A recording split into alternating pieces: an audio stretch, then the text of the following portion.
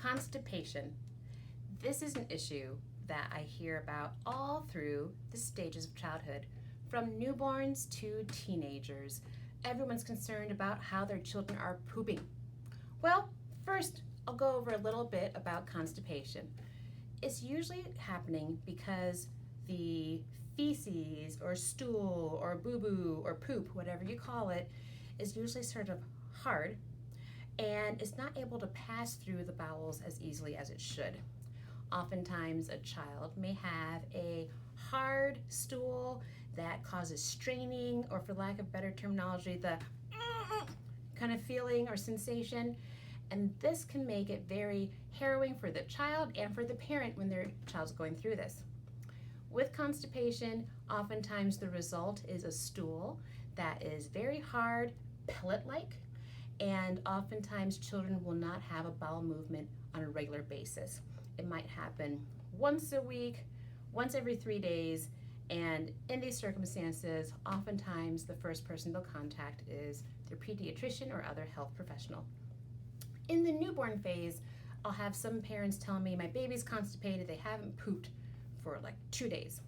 Well, if the newborn is being breastfed, it's normal for them to not produce a stool regularly, because in the beginning, most babies are only drinking liquids, be it breast milk or formula. Because they're mainly drinking liquids, the main thing we're concerned about is how many wet diapers they're making. As long as they're urinating, we know that their renal system is working, that they're taking the nutrition in by their mouths, everything's working.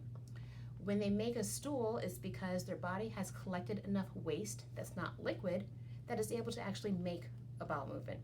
So for infants that are breastfed, they may only have poop in their diaper once every 1 to 2 days. As long as their belly is nice and soft, we're not worried about constipation. For babies that take formula, it's normal for them to have a bowel movement or stool every day or multiple times a day. It's just because there's different additives in formula to make it similar to breast milk, and those are things that the baby's body does not need. Therefore, it just binds it up, sends it out the door in the form of poop. Now for older kids, talking toddlers, school age, and teenagers, oftentimes constipation is due to their intake, specifically what they're eating. When we eat foods that contain fiber, which is usually found in vegetables, and mainly vegetables actually, that's one thing that helps keep your intestines moving. My mom always said to me as a kid, you need to drink enough water, eat your vegetables, keeps you regular. Because if we have a school-age kid or a teenager telling you, well, I haven't pooped for 2 or 3 days, I'm going to be a little more concerned. Because at that time in their life, they're eating solid foods, meaning they should be making stool. And if they're not for a few days, that can be an issue.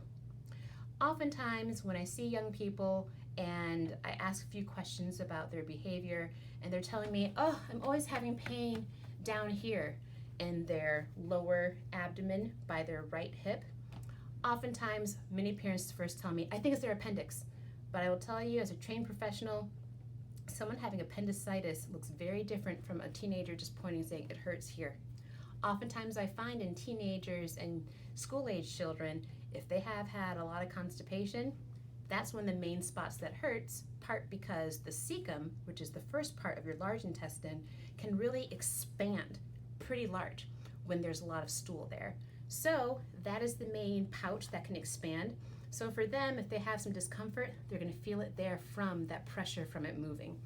So usually, I will always check their abdomen by doing an exam. And on occasion, for some kids, especially if they come in and they haven't pooped in about a week, I can actually feel the poop in their belly. So to prevent constipation, we try to encourage a diet full of water, vegetables, because those are the things that contain fiber.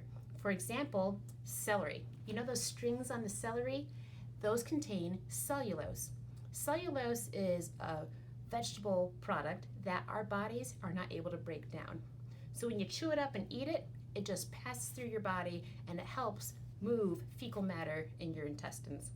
Drinking enough water also helps to prevent constipation because it helps ensure that your body can pull out enough water from your large intestines that your body needs, and it allows the stool to move along carefully.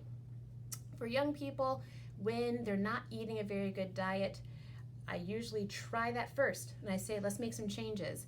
If the constipation becomes a real problem, there is a term we call for that called obstipation, meaning it's beyond constipation and sometimes that needs surgical management.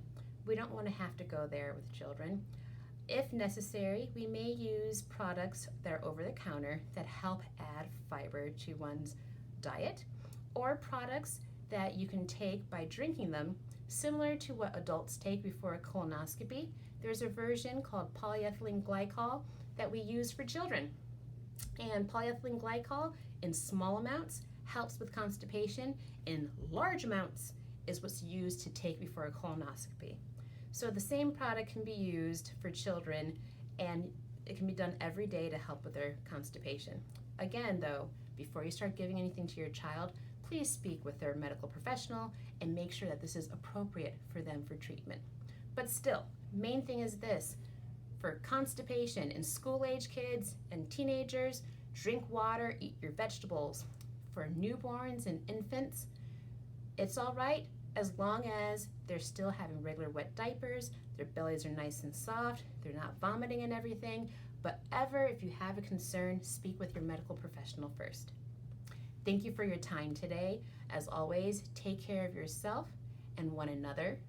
And please encourage others to wear their masks when they're in public. And for you, wear your mask when you're in public, when you're not able to be more than 6 feet away from people. We need to really stop the spread of COVID-19. Thank you, and I'll see you next week.